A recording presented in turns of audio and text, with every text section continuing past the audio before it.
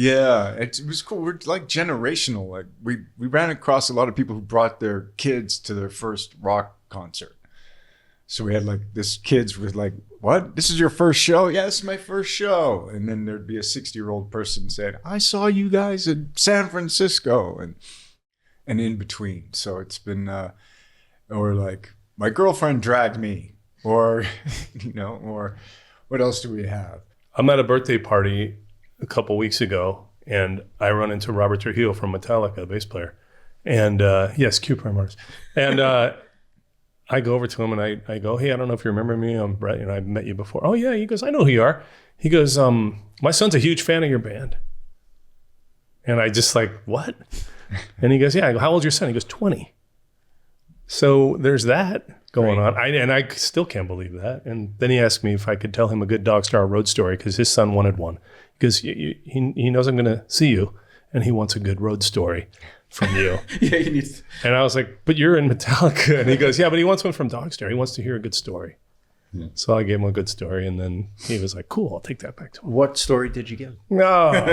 The one where we left you behind and you had to, they left you at a gas station once? I came up with one of the most visual stories I could remember, which was we were in Michigan somewhere. I forget what city it was. And it was the middle of the night. We were walking back to our tour bus, which was parked out back across from a field. And a fan was running. She was running across this field in the dark to get to where the tour bus was. And I was walking with my guitar tech at the time. And she got caught up in a barbed wire fence. Oh, she didn't see. Really caught up. And she kept thrashing around and trying to get out and making it worse. And we were like, stop. Fun. This is a fun story. That's a great ending. There's a happy ending. Okay. Hold on, there's a happy ending. So I think they cut her out with some, like a Leatherman or something with some. So she gets free and her shirt is torn. She's got some blood on her. And she, as soon as she gets free, like an animal, just takes off for the bus, like full speed. And we stop her and then so we think, well, at least let her on the bus for a minute and say hi to everybody. And she comes on the bus and she's cut up and bloody, and their T-shirt was. What kind of story is this? And that's 28 days later. I thought maybe his son would appreciate that story, and he thinks that. And then she bit everybody. If your guy plays in Metallica, that's a light story. Yeah. And then she bled out on the bus. Yeah, it's a guy from Metallica. I have to ratchet it up a little bit, right? And then we made the Thriller last video. Words were, I love Dogstar. Yeah. It's like one. We gave her a tetanus shot and we sent her on her way. Yeah. Well, to lighten the mood, and I know we might be running out of. Are we running out of time? Well, they're on a press schedule. Right. It's not all about you, David. We could cancel the other stuff if you guys want to keep going. Yeah. You want another burrito? They're not feeding us. I just want to say, literally, I find I'm very blessed to like what I like. Like I like baseball, I like rock and roll, music in general. And I love Dogstar. From the first time I met you guys, I just said, it's great. There's a great energy, but you've really become a really great band, which I think is just really a remarkable thing 20 years later. So that's why That means a lot coming from you. I bought this for my dog in Florida this weekend, but I wanted to present you with voted top dog to Dogstar. Thank you. I'm going to have to bring it back to my Cavapoo. And now I can reveal that David was that girl in the barbed wire. Oh, let's see those scars. I know exactly where they are. No, really, man. Thank you for the time that you spent to listen and the time you spend with us. And I can say now, over the years. And so I know that whenever we, get a chance to meet you, hear from you, to spend time with you, it means a lot to us. Yeah. And so, chapeau. And your body of work over the years is not have run out. so much. It's Because Phil was about to fire me. You might have just saved me on. I remember always reading Rolling Stone and liking your articles the best. He's a legend. Gravitating towards this, and that's when I reached out to you and you actually responded. I was like, whoa. On Tinder. And you just can't say anything nice anymore, can you? That's nice. What? How? It was nice. Yeah. But it's true. We wouldn't. So thank you. No, thank you. Yeah. Thanks, That means man. it's very nice. That's true. We wouldn't have met you if it wasn't for Brett. Oh, we maybe would have, but Brett. Thank you for that. Hey. It's true.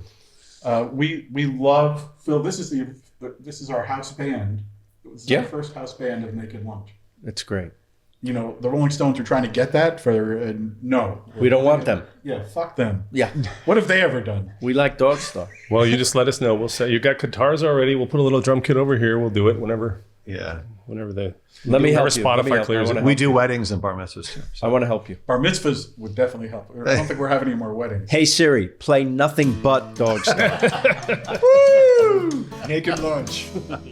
You know my buddy Mike Royce very well. Very well. We have we encouraged Mike Royce to start writing so he could write for you. And not a Jew. Not a Jew, I know, and yet not a Jew, but- Buddhist of all things. Nobody's we allowed to perfect. eat? How dare Are we we? going to wait and eat? What are we We're not doing? waiting. This is from Goop, who I love. Love Goop. I love her. I love everything she does, and I think she's done a phenomenal job with the Goop Kitchen. And do you know why it's good to love Goop is I find wives will accept Goop rather than going through the 14 different things you can order. Goop is always an acceptable option. This is Look at Jews don't wait. Look How many- at how they look. How- He hasn't been here 3 seconds. Already a mouthful of food. How many vagina-scented candles do you have from Goop? And that's what I need to know I from ordered the John. vagina. I have so scented many chicken. jokes I can't do Why? because this is nice. This The thing. family show. What'd you get? First of all, what'd you get? I need to know your order. He got the vagina scented wrap. Wrap? Okay. Fair. I find it's best in a wrap. We do. I find it's hard to find in a wrap. Yeah, I can't find the actual center of it. I have some Max and Helen's hot sauce if you like. Oh, I heard you were there for We were Alex for Edelman's Alex's birthday. It You, was you don't so- understand. My wife went numerous times with my daughter and didn't bring me. Where But do you live? I live in Laurel Canyon. Not far. He I lives, I'm his neighbor. I will say, my dog and Is I this why walk this- past your house most every day. And you And every leave a once in a present. while, I Oh. get to talk to your wife. No, my dog has never shat anywhere near your house. My house? Okay, my dog good. shits exclusively at Dana Gould's house. Yes. And I don't know if that's a reflection on his taste in Shitting on comedy. Dana Gould. No, my dog wants to shit on never. Dana Gould's like little hill and always squats and then it rolls down to her foot. I'm like, you can't shit on Dana's house anymore. You cannot do this. I love celebrity house shitting. Yes. That's a show. Celebrity That might- house shitters. Exactly. It's the only show You know, haven't been on or It's hosted. actually called the Real Housewives of Rhode Island. Guys, we'll be right back. Are we on? Are we rolling? We run. We don't wait. Like every Alright. podcast, we've already finished. I love it so good. much. I love it. It's so we good. maximize our time. Who are sponsors? You hot? You want to take off your thing? Do I need to take off my thing? I'll take off my thing. I just want to see you without your thing. I can't believe I want. I want to see you without your thing, which is what I said to the vagina scented wrap. It's funny what you said when you walked in is like, how do you and Phil not you two and Phil not know It's each other? really? ridiculous. So we have I couldn't believe We that. have We've so met. many connections. We've First of all, met. we should have worked with you or for you numerous times. Like that, I feel like I how didn't that- turn you down, did I? No. We it just hasn't. Our paths have never. You turned me down. No, good God, no. No, we'd work with you in a second, in a heartbeat. All right, David, get up. We work with David. Why? it came up. That didn't come out the way I. No, why would you? It came Why up would on he? the Kathy Griffin episode because we served in the military together with Kathy Griffin. How thank that sounds you. a little unlikely at this Thank point. you for your service, by the way. I didn't even come We up. also watched. I don't know if you saw this backstage. I was relating this to somebody else. You did not see this. We watched Nicki Minaj make Katy Perry cry, which was crazy. Wait, can we? Are you allowed to tell this story? Yeah. Sure. Why not? Was it public? We or checked with Nikki and Katie, and they both we checked with and Trump. Justin Trudeau. We checked with Donald Trump, who said Nikki could tell the story. How long ago was this? This was When when, did we we do did the 2010? Divas Salute the Sounds Troops. about right. 11. This was a while ago. It was VH1 Divas, a salute to Divas the Salute troops. to the Troops. Which Down I'm in- like, the troops are like, you know who we need to hear from? More divas. right. You know what music we need to hear? Katy Perry. All right, so tell us what happened. So I think Katie wanted to rehearse and Nikki took her rehearsal time. Like, didn't ask and just jumped in as like, I'm here, I'm rehearsing. And Katie was like, I think she wanted more time to go through the works. And so she needed to rehearse early so that she could then put on the face and do the whole thing. And the timing wasn't working out. And so Katie like requested that Nikki just let her do her thing first. And then Nikki Would like, not. And then they confronted each other like on stage, like we're watching all this. And again, we wrote a whole sketch for Nikki or for Katie and Kathy to do that I thought was really funny, but not in front of 20,000 people. It was funny to us. Right. But like didn't really fly over. And we're like, it's gonna be great. And Kathy's like, and It Katie's, didn't fly over with the military. it didn't fly over, although it did fly over with the flyover. But that was a crazy moment that like we witnessed like two. What made her cry? I think Nikki was kind of like just rough. She kind of puffing out her chest a little bit about like, this is my time and this is not your time. Who the hell are you to tell me what to do? You can't tell me what to do. I don't think Katie was prepared for someone to like come at her. Like, because when you're that big, people don't come at you. People don't question you. It's like if Katy Perry's like, I want this rehearsal time, she gets it. And then you have all these divas, and it's the mixing of divas, which is very difficult. And then like who is, and Nicki Minaj was not backing down. And I think Katy Perry just took offense to that, and she just like broke down and cried. The weird thing is, in addition to being brilliant comedians, who I saw very recently, and I'm like, we were discussing this before you got here, that like, we don't even, it harkens back to this idea of when we first fell in love with comedy, where there was an act, like two brothers doing this sort of synchronized or naturally synchronized material. It's crazy because it sort of feels, and that was our question. Were you at all, I don't know if there was, you're too young for this. Was there a vaudeville influence? Was there any influence None. of anyone from the past like that? So we were aware of the Smothers Brothers. Our joke was that mom always loves the Smothers Brothers more than us. Oh, they're terrible for us.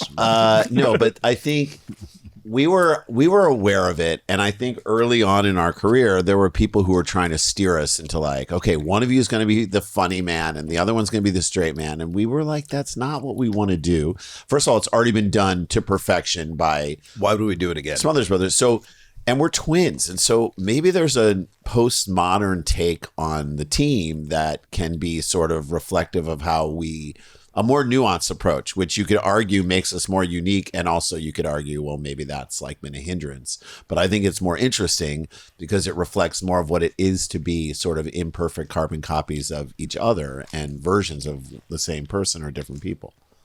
And was this the way you naturally grew up? Meaning, did you complete each other's sentences? Because I know there's a symbiosis in twins that you just, it's not mind reading, but it's kind of like it. Do you have siblings? You have siblings. I do. He's terrible. Okay. Obama, I got a call. He's a candidate, and he's going to speak at the Gridiron Dinner, where they each do funny speeches. And so I wrote a joke that turned out to be his first joke that he ever told in that kind of setting. And Do you remember the joke? it was something about, it was George W. Bush, obviously. And Obama gets up. He says he's happy to be there. He understands, and he's very happy that George W. Bush agreed to do it.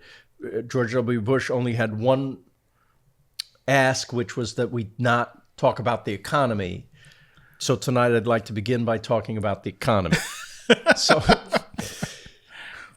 But I would meet him at several fundraisers, and this is in the White House at a state dinner, not a steak dinner, a state dinner, which I believe was for Singapore. I'll tell you something. Your parents may tell you about Camelot. Yes. About what that felt like when these beautiful young people were in the White House. John F. Kennedy and Mrs. Kennedy. You walk into the White House at a state dinner, and there's a receiving line for this was the president of Singapore and our president and first lady.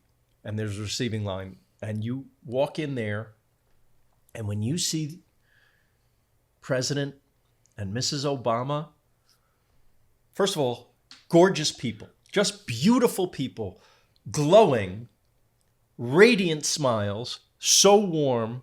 So I could cry thinking about the pride of them being in the White House, that these were young, really cool people, right, that you kind of idolized. That's how it must have been for our parents, seeing with Jackie O. And, exactly, to see them and just everything that they represented, their kindness, humanity, and just loving and great senses of humor too. It was magical. I'll never forget it. I'm so thrilled to have had these experiences. The house that we're in right now, where we Yes. do the show, our studio, below our studio, Yeah. you had Mrs. Obama here for a fundraiser, right? Actually, we held a fundraiser for when President Obama was running again, and she came out and was campaigning for him. And what was fantastic was this I could invite my parents to. And so they flew out to meet. My mother could not have been prouder to meet Michelle Obama. And Miss Obama gave a speech. She came, they tell you she's going to come early. You're going to have a little time with her. And we did. And my son was at college, but Lily was still here in the house. And so she got to be with Lily and talk to Lily, which so sweet. You know what she told Lily? Lily was a junior in high school. She said, you're a junior in high school. Can I give you a little advice? And Lily's like, yes. She says, it doesn't matter what college you go to. That's what she said. And Lily said, no. She said, no, I meet people and hire people all the time, and I don't care where they went to college. That was like and a get- beautiful way to make a kid relax at that exact moment in their lives. Yes, and you know what Lily did? She went to USC, the most expensive school in the country.